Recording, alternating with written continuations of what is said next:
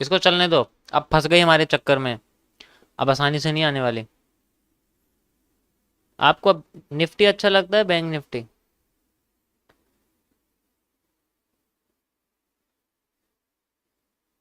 ये क्या सवाल है? ओके गाइस, तो चलो मैं तुम्हें आज एक टॉपिक बताता हूँ। बहुत लोगों ने मुझसे पूछा है कि सर ये बता दीजिए क्या होता है।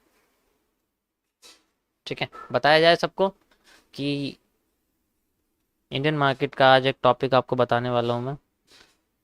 कल ये मैंने तुम्हें पहाड़ बना के दिखाए थे, याद होगा, डबल टॉप के बेसिस पे। ठीक है, आज का टॉपिक है आपका, आज डे वन किसका, पहले ये बताओ मुझे कि भाई हमारा डे वन है, हम पहली बार आए हैं आपकी स्ट्रीम पे। आपको खाली हाथ नहीं भेजा जाएगा। इसका मतलब ये नहीं कि मैं तुम्हें ट्रेड कराने लग जाऊंगा। खाली हाथ का मतलब ये नहीं है। ठीक है। खाली हाथ का, खाली हाथ का मतलब ये नहीं है।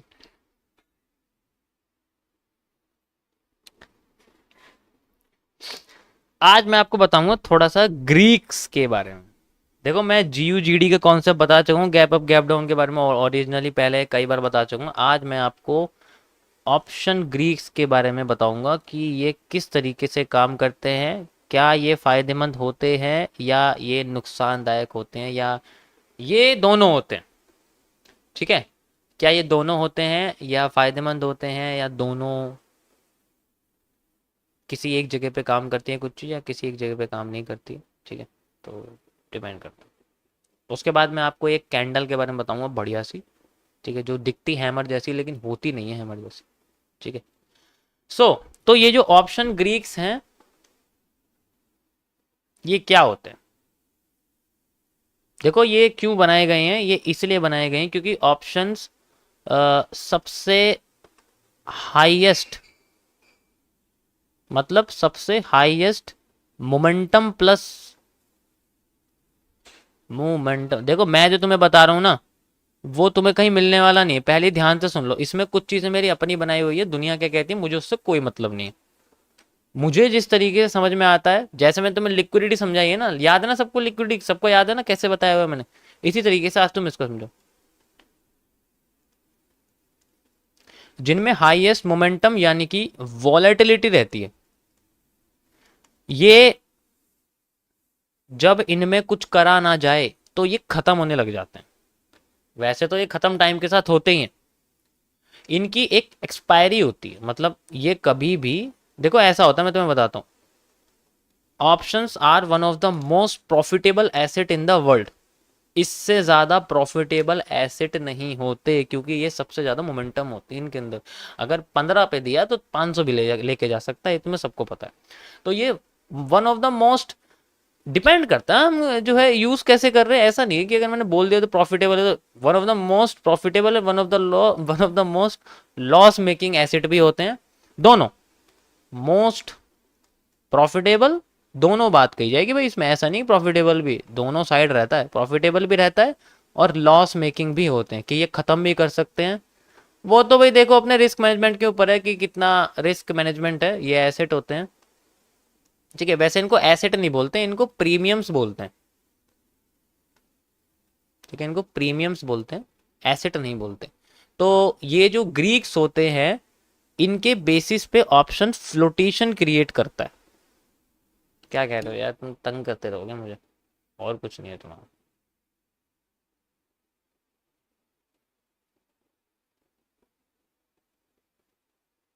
2 मिनट शांत हो जाओ भाई।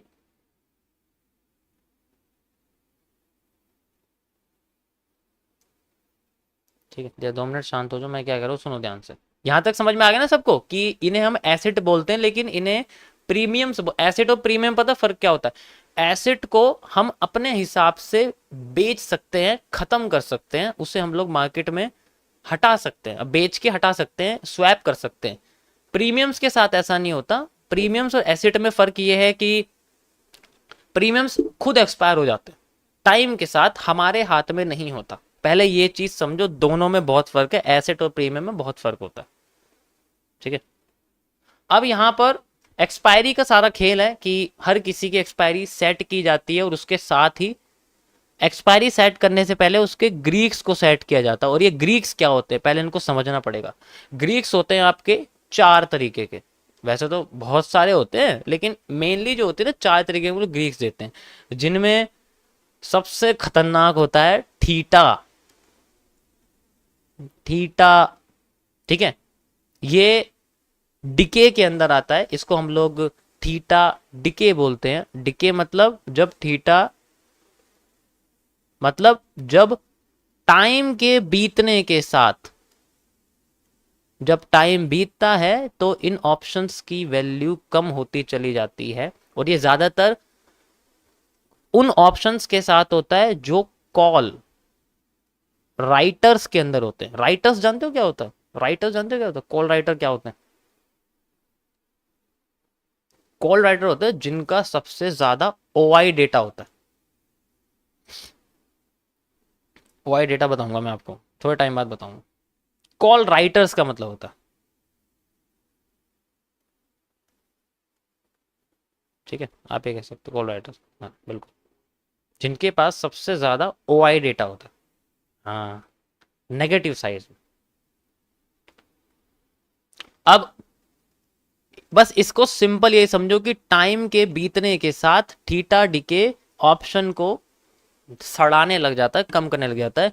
इसका जो ग्राफ होता है वो कुछ आपको ऐसा दिखेगा कि स्टार्टिंग में तो इसकी वैल्यू बड़ी अच्छी होती है, स्टार्टिंग में बड़ी अच्छी वैल्यू होती है, लेकिन बाद में इसकी वैल्यू टाइम के साथ कम होती चली जाती है, और भी कम होती चली जाती है, और भी कम होती चली, बिल्कुल खत्म सी हो जाती है। मतलब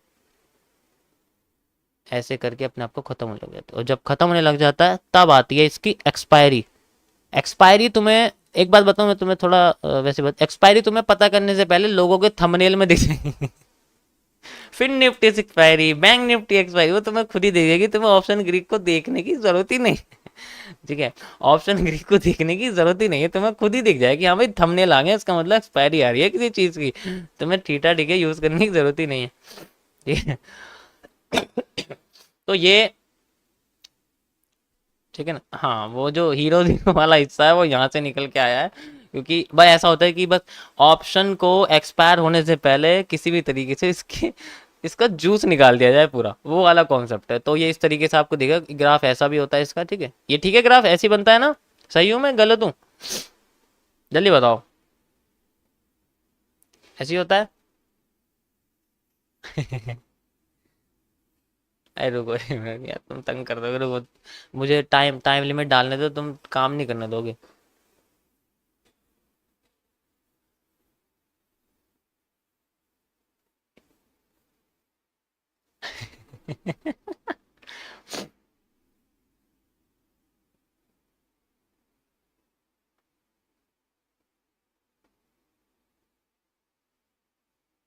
हो गया, हो गया, ठीक है, ये समझ आ गया ना सबको?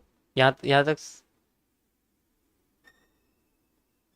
ये पहले जो मैं कह रहा हूँ उसको सुन लो।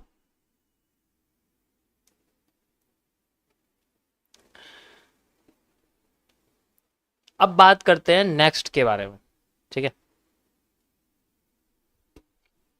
दूसरा आपके सामने जो ग्रीक्स है वो थोड़ा सा, देखो सबसे जो मेन है ना वो यही है, सबसे मेन यही होता है, क्योंकि किसी भी ऑप्शन के खत्म होने का जो एरिया है वो यही बताता है। बाकी तो आपको पॉजिटिव भी दिखाते हैं कि जैसे मैं आपको वैगा के बारे में बताता हूँ, इसके बाद आपके सामने आता है दूसरा जिसको हम लोग वैगा बोलते हैं, ठीक है। ये डिके के अंदर नहीं आता है, ये वॉलेटिलिटी के बेस पर है। वॉलेटिलिटी मतलब मूवमेंट ऑफ ऑप्शन प्रीमियम, ठीक है, मतलब जो मूवमेंट होती है ना वो इसके बेसिस पे होता है। कैसे होता है मतलब वॉलेटिलिटी के बेसिस पर होता है, थीटा तो डीके के बेसिस पर होता है। अब ये सेंसिटिविटी को बताता है, मतलब जैसे कोई ऑप्शन है,